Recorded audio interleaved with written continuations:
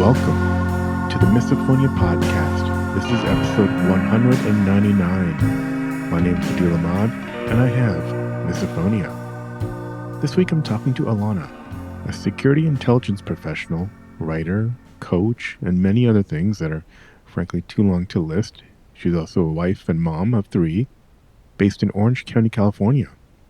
She shares her experiences with misophonia throughout her life, as well as other things she has experienced earlier in life, including some rather traumatic experiences. She discusses how misophonia has affected her relationships, work, and daily life, and how she navigates it now with her family and her new environment, having moved to California from Scotland. Alana also mentions her involvement in plant medicine that she's tried out and retreats there and the potential benefits she's experienced. After the show, let me know what you think. You can reach out by email at hello@misophoniapodcast.com or hit me up on Instagram or Facebook at Misophonia Podcast. By the way, please head over, of course, leave a quick rating if you can, wherever you listen to the show. It really helps drive us up in the algorithms and reach more listeners. Thanks for the incredible ongoing support of our Patreon supporters. If you feel like contributing, you can read all about the various levels at patreon.com/Misophonia Podcast. All right, here's my conversation with Alana. Alana, welcome to the podcast. Great to have you here. Hi, thank you for having me. Yeah, so do you want to kind of tell us roughly where you're located? Yeah, I'm from Scotland. You might tell my accent, but I'm currently located in California in Orange County. Nice. Okay, cool. Yeah, I was in San Francisco for quite a while, so no longer, but that's great.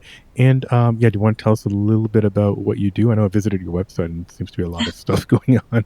But I'd love to get it's always a difficult question because there's like about a million tangents we can go off onto. So I guess we moved here 4 years ago. So we came from Scotland, me and the 2 kids and my husband, and we've now got 3 kids here. Our main business is, I guess, a security intelligence company. So we work on anything security related, whether it be physical security, cyber security, intelligence security, investigations, any of those type of things. My main side is the intelligence side, and that's doing it could be from stalking cases to fraud to anything like that. That's the kind of bread and butter side of things. But my philanthropy side of work is probably another huge part of my life. I do a lot of work within the mental health community, within the human trafficking world. That's probably my biggest side. And then I have a non-profit consultancy business, which is I help nonprofits make more money, basically. So I've wrote a few books. I've wrote a book called How to Ask for Money. My memoirs is She Who Dares, and a few kids' books. So we're pretty busy. A lot of work we do a lot of humanitarian work. So we go to areas that are in, we've done over 1,000 people out of Afghanistan in 21. We've done Israel, we've done Sudan, Libya. So it's pretty varied. But from the beginning was, I started working when I was 11 in Scotland, and I've been a bank manager, I've worked hotels, I've been a debt collector. There's a huge list there. Do you guys, I know it's not about misophonia, but I kind of like, well, I don't do as many things, but I find that I'm old enough to like look back in my life and I'm like, I've always just kind of followed my intellectual curiosity. Is that just something innate in you? You just kind of like, you follow what you feel passionate about? Yeah, I mean, I've always had a strong desire to help people.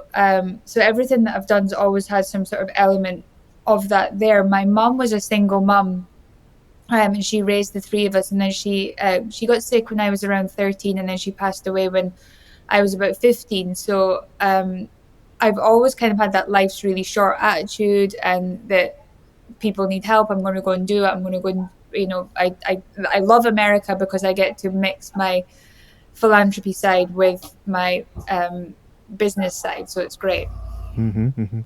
Yeah, I mean, do you want to kind of mention a little bit about, childhood a little? Do you want to talk about like maybe let's rewind because there's a lot of stuff going on now. Let's rewind, see how you got here, and maybe where kind of misophonia kind of started for you. Yeah, so I remember my youngest memory is probably around about my dad leaving when I was around about 7. I remember kind of when you always try and trace back your mind to think, when did it start? When did you start picking up on it? My dad left when I was around 7. Um, and even at that point, I can't remember as much, but I got burned when I was about 8.5. I had an accident and got quite badly burned. So I was in hospital for quite a while during that period. And I missed a lot of kind of schooling time and done a lot of my studying in hospital. I was in like an incubation unit. So I'd done a lot of my studying there. Um, I have memories of my mum, maybe when I was around 10. I guess that was where the kind of chewing gum side of things are. I've got very vivid memories of kind of getting really frustrated with her. But I think from the moment she died is where I can really remember everything and all the Hmm. triggers starting and everything coming from there. And back then, I didn't really know there was a name for it. I didn't know like what was wrong with me. I just remember that somebody would do something around me that would just spiral me out of control. And I'm, if you meet anybody that talks about me, everybody uses the same sort of words, very calm, very methodical, very like easy to talk to. But like my husband will tell you, when when the anger kicks in, it's like a different person Jekyll and completely. Hyde kind Yeah. of Incredible Hulk. Yeah. So that's really, I think, when I remember it. I was after my mum died, and I was alone. Unfortunately, a lot of things did happen around that point. So I was at 17. I was sexually assaulted by a couple of men, and they went to prison, and we went through the court case and things. And I do remember more triggers coming from that moment onwards. Like definitely, my mum dying had an influence, and then from 17, after the sexual assault, there was a lot more things. Definitely things like repetitive things, any loud bangs, any. I think that was around the time that I just became more hyper aware. Like I was very, very Yeah. hyper aware. That somebody comes into a room when I'm sleeping or anything like that, could it could set me off. So I guess, yeah, between 15 and 17, a lot happened, and I think that was probably where it started. Yeah. And were you and what were your kind of reactions? Was like fight or flight? I gotta leave, or were Yeah, you kind of I've trying to I've flash out? walked out of things like restaurants, that like it can get too much to the point where I'll just get up and leave, and there'll be no explanation as to why I've just walked out of there. Um, I was single for pretty much. I met my husband when I was 26, but before that, if I tried dating or anything, it was they would just the irritation would be too much. Whether that would be the breathing, um the way they would eat, the way they would drink, anything of those types of things, it would be too much. So I just stopped trying. Were you getting visual triggers as well? I'm curious if there were other senses involved. Yeah, Yeah. and I think mine just developed. So whereas something was mildly irritating, or it would be like now it's I don't know what it's like for your other guests, but the over the years it's got, I would Oh say, yeah. Very it's got normal. worse and more triggers. Yeah. Um, but visually, yeah, if I see someone chewing gum, that'll irritate me. And my husband will be, you can't even hear them, but I can see it, so it's happening now. So, or if I'm We on an know. airplane and someone's like Yeah. shaking their foot, like they're just tapping their foot Right. caffeine, and I can see that. I'll try a way to kind of block it from my vision, and I look a bit crazy on a plane, but um, that's and I find it's the repetitive stuff with me. Anything that's like of a repetitive movement, that'll definitely set me off. Um, so I think the kind of new ones in America, and I hate telling people new ones, because if you've got misophonia, then I highlight it, it might highlight it to you. But America love basketballs, like they Yes. love to play with a We basketball. are So aware. yeah, we're on a very like family friendly street, lovely area in Orange County, and I've got 3 kids. So if it was up to me, I'd be living in the middle of nowhere on like 100 acres where I can't hear anything. But the kids, this is for the kids. So next door neighbor, their little cute little boy, he loves to bounce his basketball, and literally the rage builds up inside me that I've got to either go put earplugs in or just hide somewhere, or um, and it's Right. it's awful because he's a lovely little boy. Yeah. Yeah. Do you growing up, did you I know you didn't well, actually, when did you find out that it had a name? That was a Oh, real thing. like I would say I'm 41 now, so I would probably say my older brother told me, and that would have been mid-30s. Like it was Oh yeah, years but that I just thought I was weird. yeah. No, that's yeah. Sometime in the 2010s is kind of when a lot of us realized it had Yeah, a name. yeah. Yeah, I went to see him 2012, and I think that was when he shared Hmm. it with me. Yeah, Uh, there was a New York Times article around that time, 2011, 2012 or so. Um, and before, so yeah, you growing up with your brother. Like, how were people in your household reacting? Even um, friends. I think my older brother didn't understand. Like he would, it would end up a lot in arguments. Like I have been really fortunate to have met a man who can understand it. So, the amount of things that I do, like if he's breathing too heavy and I give him like a horrible The look, or glare. like, yeah, or if he's, like my kids are, I would also add that from that younger age, from the being in hospital to my mum, I developed an eating disorder during that time as well. So I don't generally eat with a family anyway, but regardless, I definitely don't eat with them at the table when Yeah, they're all eating. But I try, like I really do try and sit with them so that they can be with mom and see that. But it does take every part of me.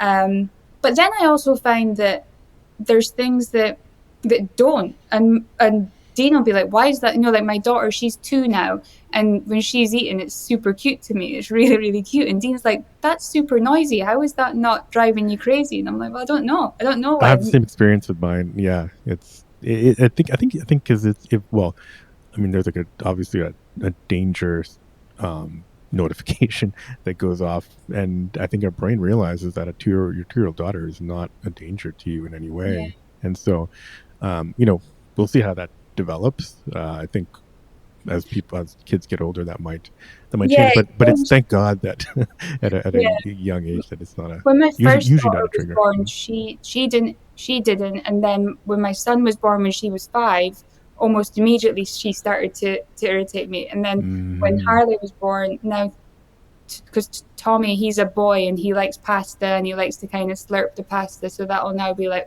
"Ugh."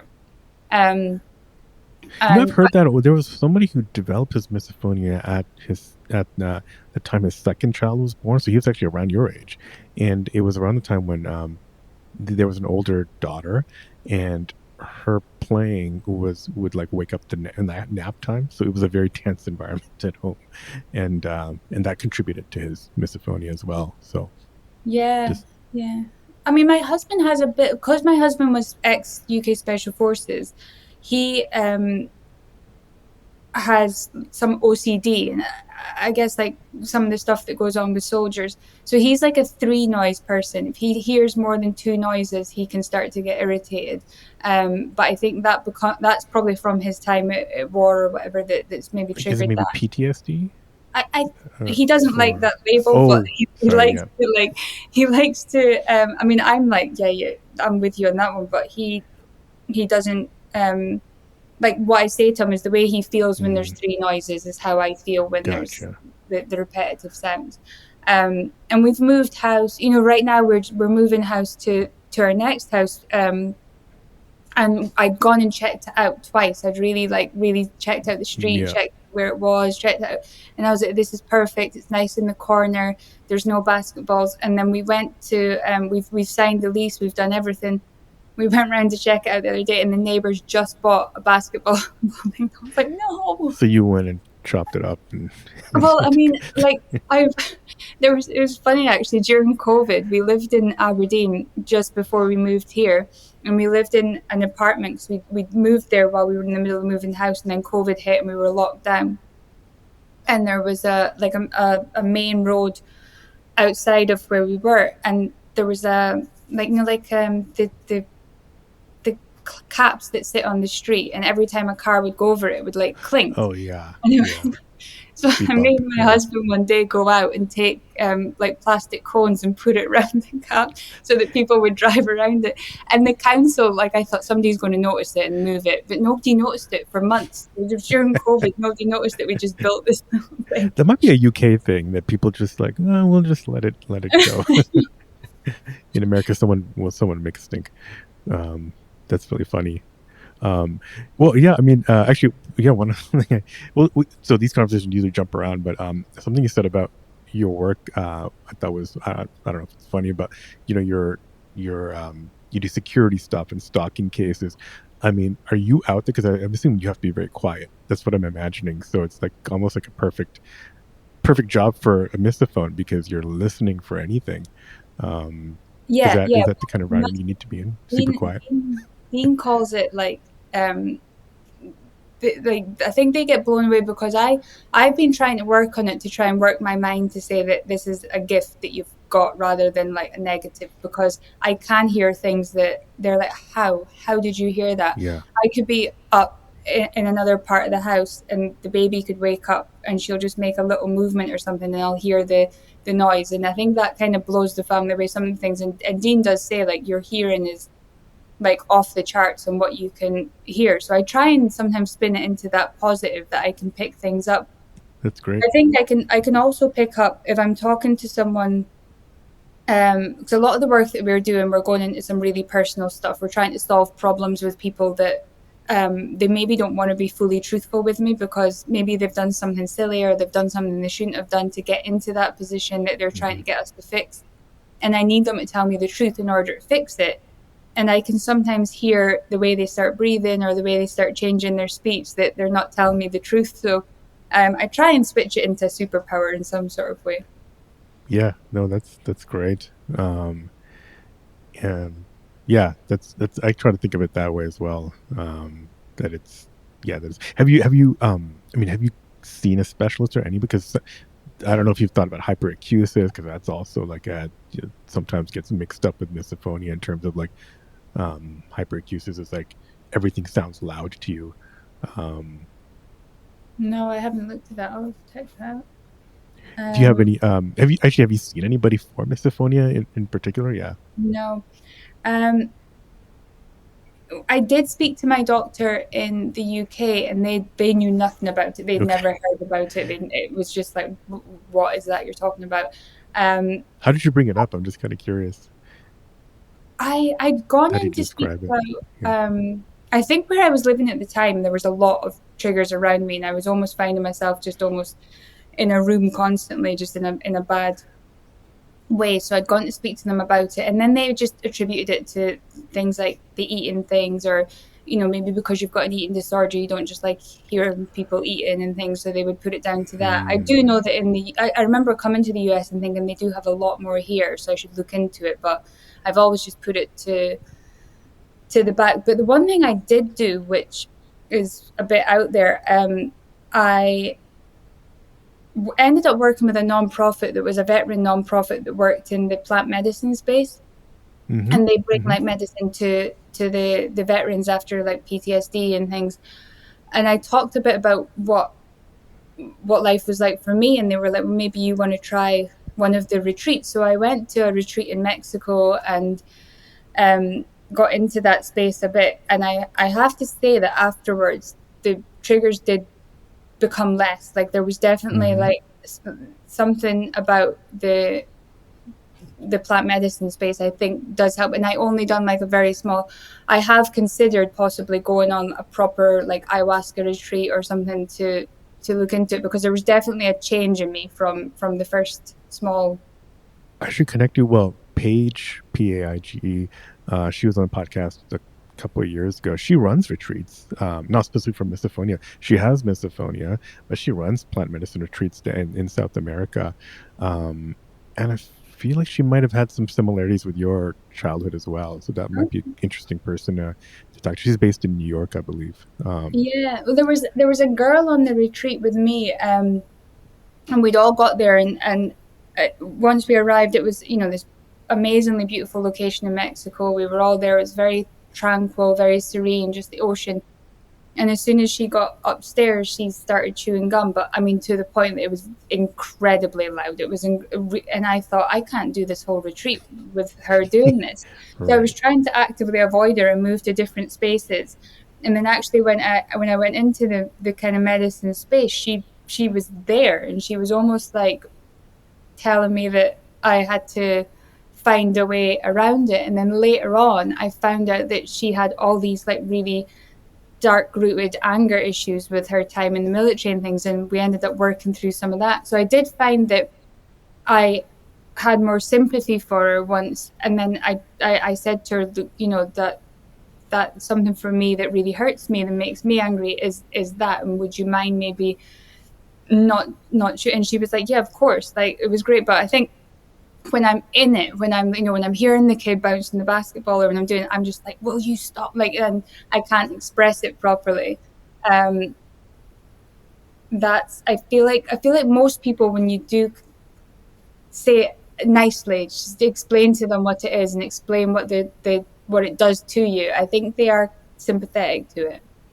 Yeah, it's tricky because when you're in the moment, that's the worst time to talk about it. Because that's and then when you're not in the when we're not in the moment, we don't really want to think about it. Like it doesn't. I don't actually really think about it unless I have to record a podcast. So Mm. it's like it takes so much energy that you don't want to think about it, and so it's hard to Yeah. find it good time to Well, have and that that was another conversation. reason I didn't used to join the groups. Like, there was a lot of like Facebook groups, and there was Oh things, but yeah, I don't want to hear about more triggers. I don't want to hear it because then I'll start listening. But the day that I reached out to you, it was, I was working, and the basketball was just actually blowing my mind. So I just started to see if there was anything, and then your podcast popped up. So I thought, oh, that might be interesting to chat with someone, because there isn't a lot of people that can understand it properly. yeah, yeah. Have you met anyone with Misfit? I mean, you obviously are involved in a lot of organizations, even nonprofits, and I think I saw something about coaching on your website. So you cross paths with a lot of people. I'm just curious if misophonia's ever come up and with Yeah, anybody you've I talked have, to. and it really does tend to be the very high powered, the business people, the people that I come across have got some really like strong capabilities. Um, they Sometimes it's they don't know how to express it to their family, and it's definitely that part that's holding them back. I'm quite open about it because I feel like if people understand, then they don't. You know, I've never.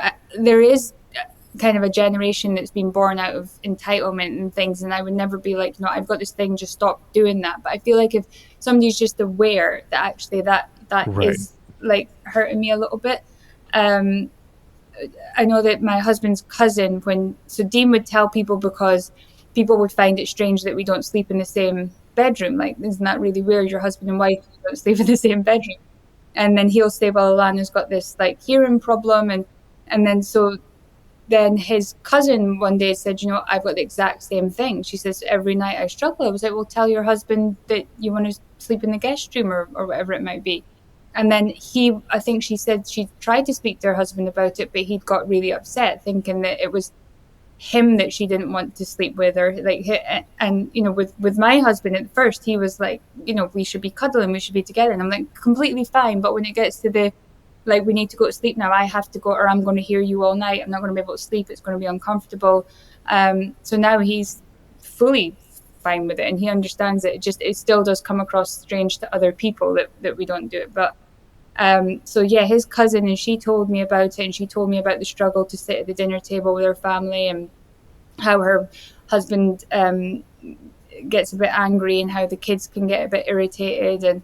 And so that was nice for her to speak to me, to be able to have an understanding. And actually, my one of my current business partners, I I've actually been business partners with her for a while, but I went to her house um, a couple of months ago for we were doing some work out her area. So I went to her house, and she ended up her husband came to the table, and he was eating, and I kind of held my breath and just waited there, and she got up and left, and I thought, why she just got up and left? So I kind of asked her, and she said, I can't stand him eating. And then we got talking about it, and then it turned out she had so many of the same triggers, but she's bought this amazing house in North Carolina, literally in the middle of nowhere, where she can't see or hear anybody apart from nature. So again, I think it's just one of those things that there may be way more people, but nobody really talks about it.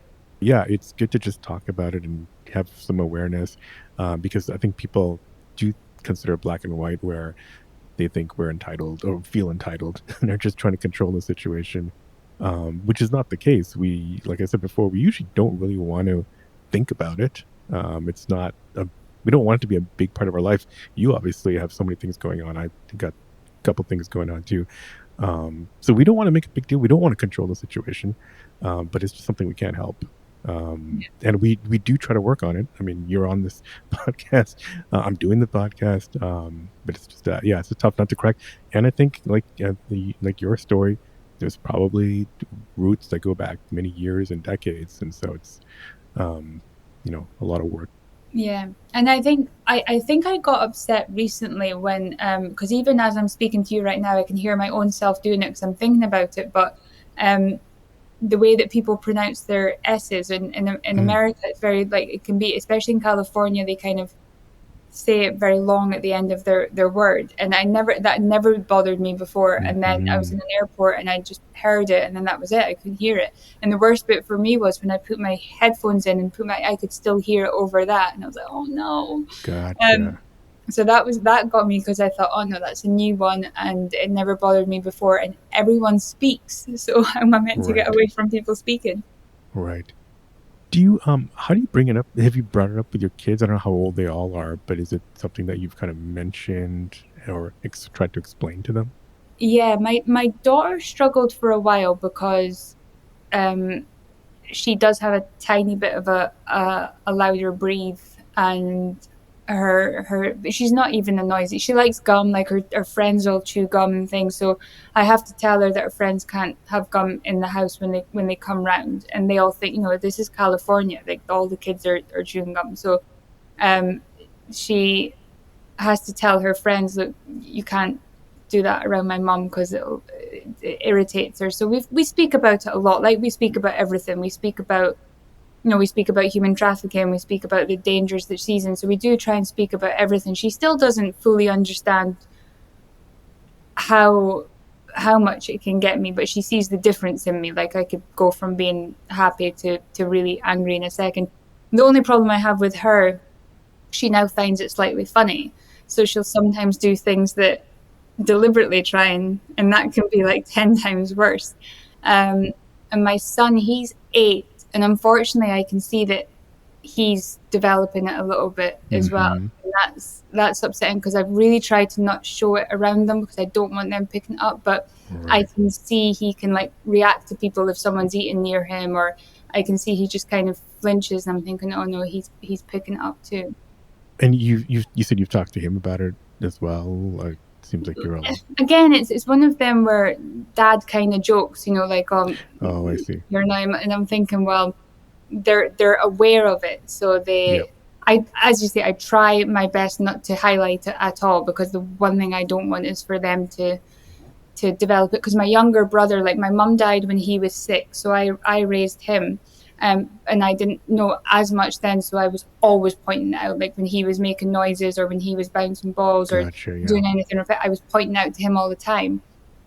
And his wife now tells me that he has a lot of the same things now, and I think it's probably my fault for always pointing it out to him that he's then picked it up.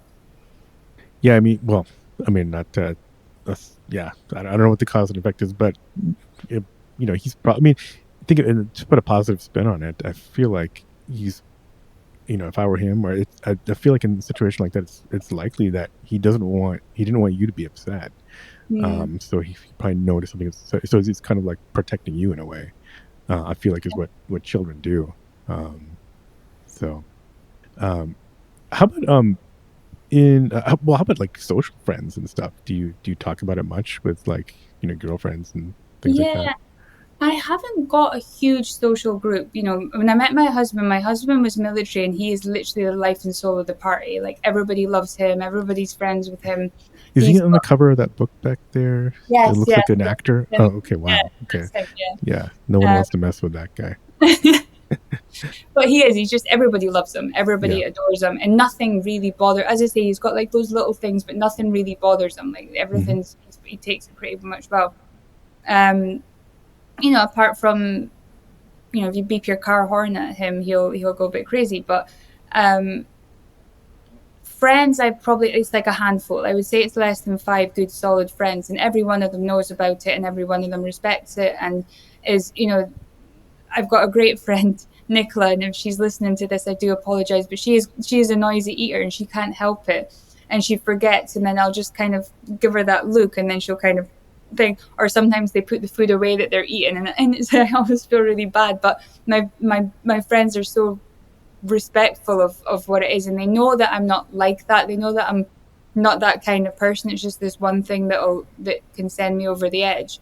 And I have often wondered if anyone's ever killed anybody with it, because it does get me to that like A lot of real. us wonder.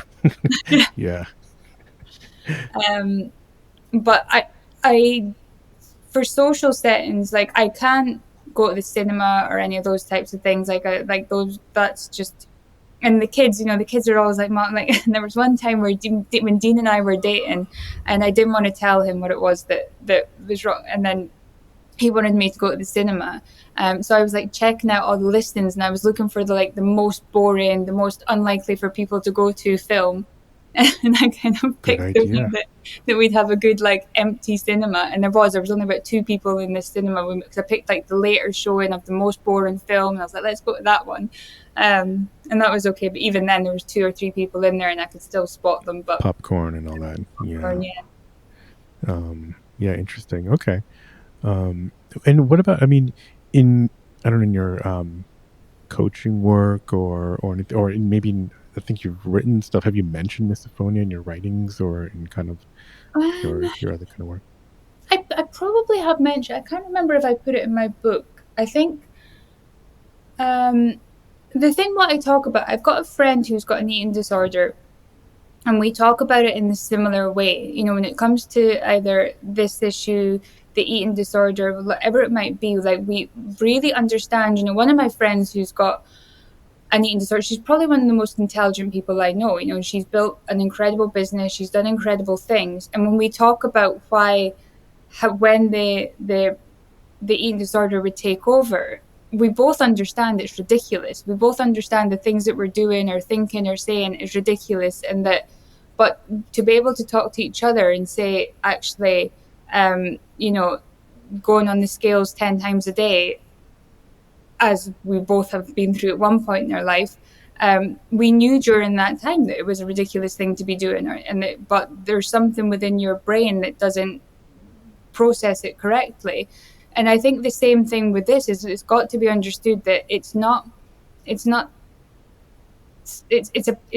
a process in the brain that isn't working in the same way as other people's brains do. But I do genuinely believe, and from everybody that I've met, that it is a process that is making you way more aware than the average person. It's not, I know that, I think in America they call it a disability, but I it's a disability in the way that it's painful, but so much so as it would be painful to be Stephen Hawking's, I'm sure, like to have that much information going through your brain and being able to do, like, it must always be. I always feel slight envy for people who are content. People that can just work 9 to 5 and just be content with a Right. nice little simple life. That's never going to be me. So Me neither. Yes, I've at my late 40s, middle age, I've now looked back and seen people who've done that 9 to 5, and they probably made more money in some in some ways, but I couldn't do that. I'm just too restless and following my curiosity. Um, but you also, again, you raised another great point. It's when we're doing this, like our our prefrontal higher order mind knows that this is not rational, and so that's why I get a little bit frustrated when some of the therapies are targeting our higher level thoughts, when that's not what needs to change. It's like something deeper inside of us, and I yeah, think a lot of our past experiences speak to that, and I feel like there needs to be more studies of relating kind of our entire lives, or kind of our deeper experiences, and that's another reason why I think the plant medicines loosen things up a little bit in the brain to try to make some reconnections to help, um, hopefully permanently, um, solve some of these issues. So yeah.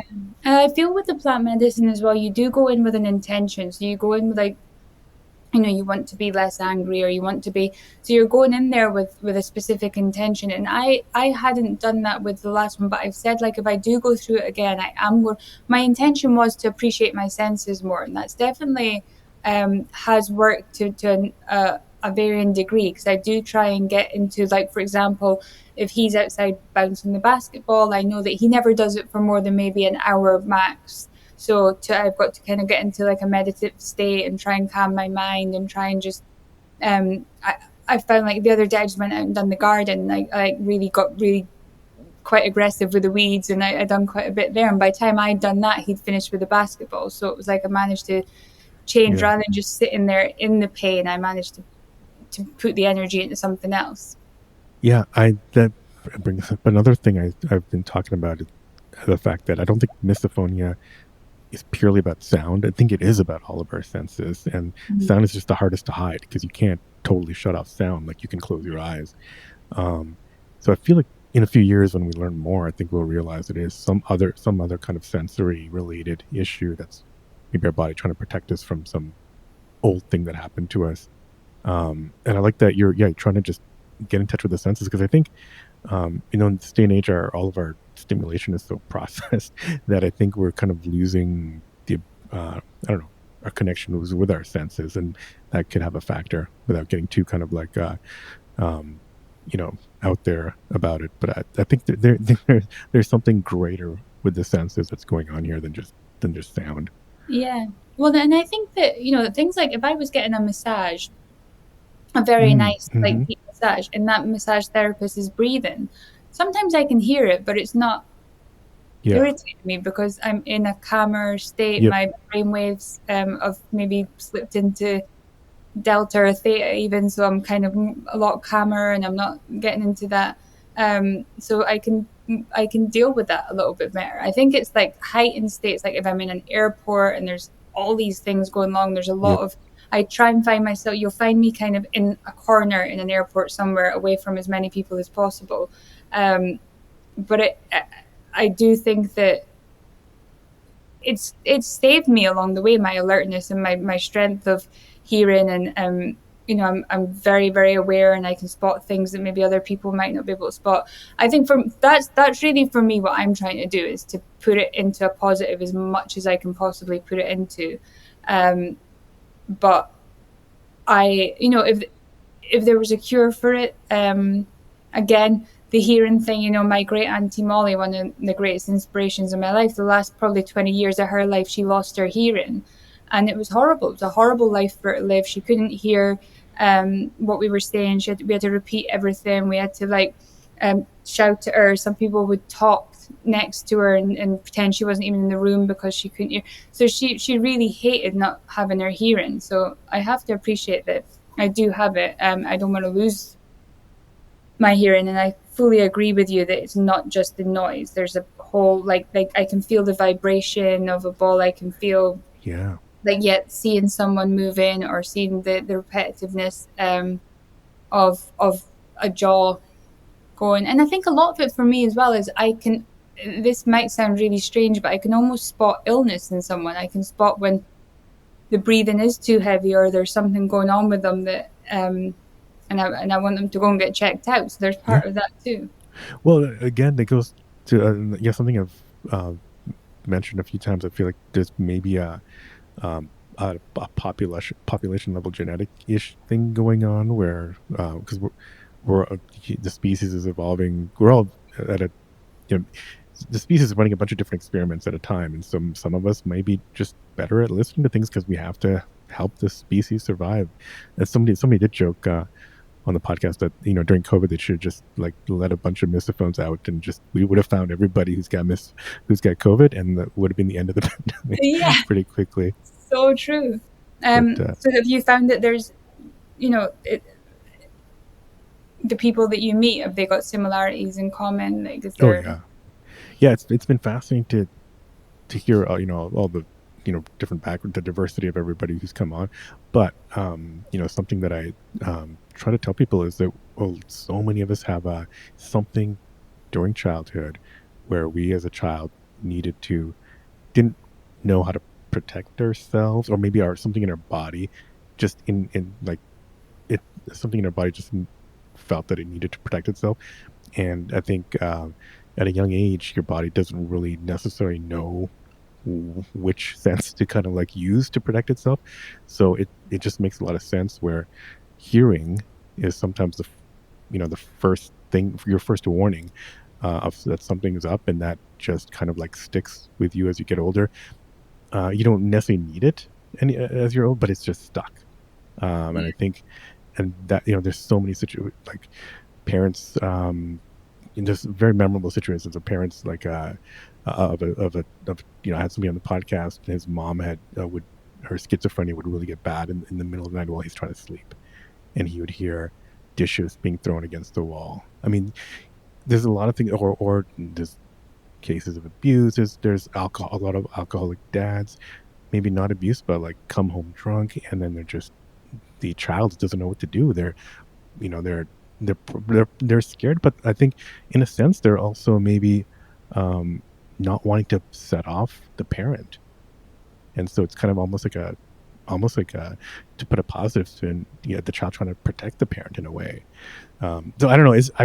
It's been fascinating to listen to all these situations, but there Mm. is definitely this um, very wide spread commonality of something that happened during childhood. Maybe not all the siblings develop misophonia, but somebody was more susceptible, maybe through a little bit of a genetic disposition, and then the misophonia develops. This is Yeah. something that honestly is just not being studied enough, but I'm trying to like Mm. really harp on it. Yeah, I mean, I know for me, I was definitely the more sensitive one in the family when after dad had left and mum was, she was just trying to still find her way, and she would maybe be dating, and then yeah, sometimes like 3 in the morning there would be different people in the house that maybe shouldn't have been in the house. And I always remember listening for the stairs, like how loud were the stairs. And you could hear if it was like a female footprint or if it was like male footprints that were coming up the stairs. So I always would listen for, and how angry the stairs were, like if you could hear like if someone was like stamping up the stairs or if it was just like a light. Right. So I was always listening for like what was about to come up the top of that stairs, because my bedroom kind of sat at the top of the stairs while I was growing up. So that's quite interesting you say that, because my older brother was totally different. Like um I'm not saying selfish, like he wasn't a selfish guy, but he just knew how to look after himself and do things for Mm-hmm. himself. Whereas I was Mm-hmm. the more sensitive one, like always looking out for everybody, making sure, my younger brother, I always had to protect him and look after him, make sure he was okay. Whereas Thomas was able to more say no, like I'm not doing that, like, that's not my job, like somebody else do it. Um, so that probably makes a lot of sense. Like, um, I never really thought about that. Just when you were saying that, I thought about that staircase that used to um, Yeah.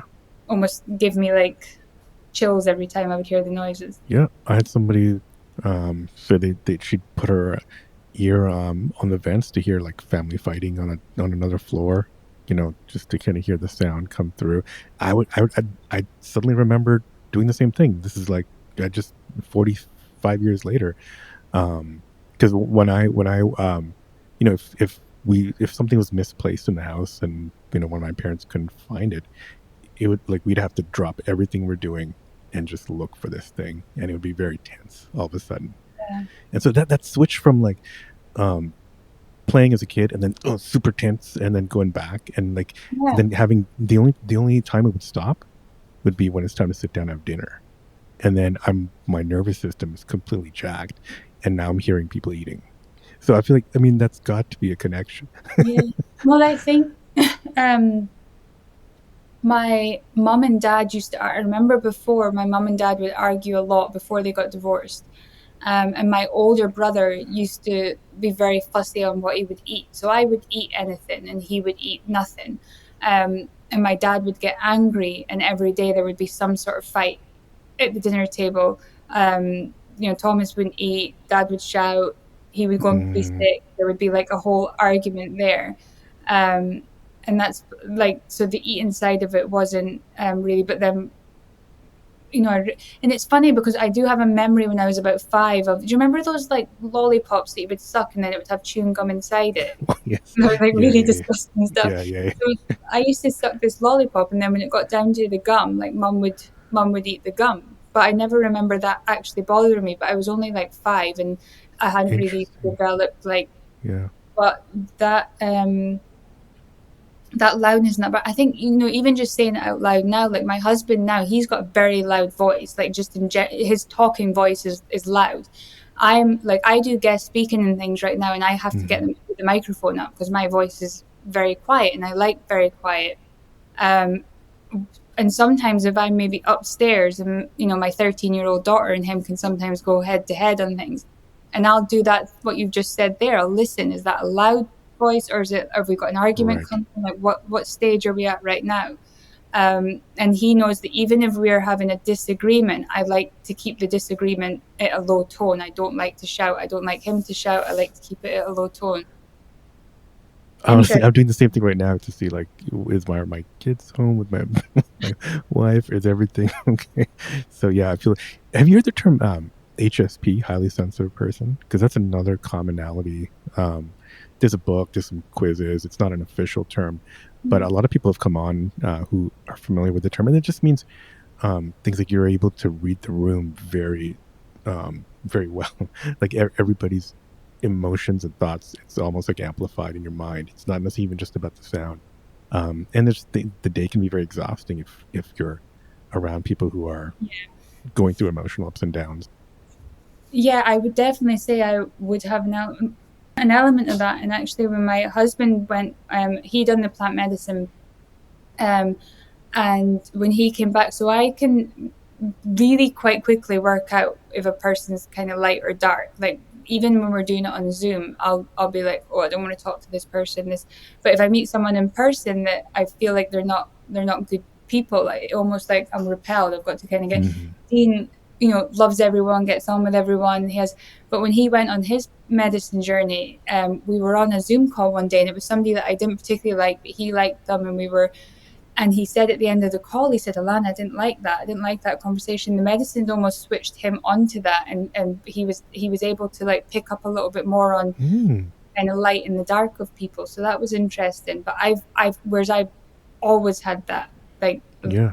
you meet someone and you immediately think there's something about this person that is really pushing me away, or equally pulling me to them. Like very occasionally I'll meet someone who I'm just like, you are the light, you are an amazing person, there's something amazing about you. Right. Right. Yeah, that's interesting. Yeah, again, all these things that, people who come on the podcast, these recurring themes that come up a lot.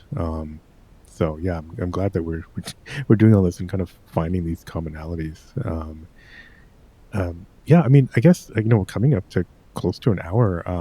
That hopefully I flew by. It always flies by for me. Um, yeah, anything. I don't know, any other observations or things about your life, or anything you want to plug, even.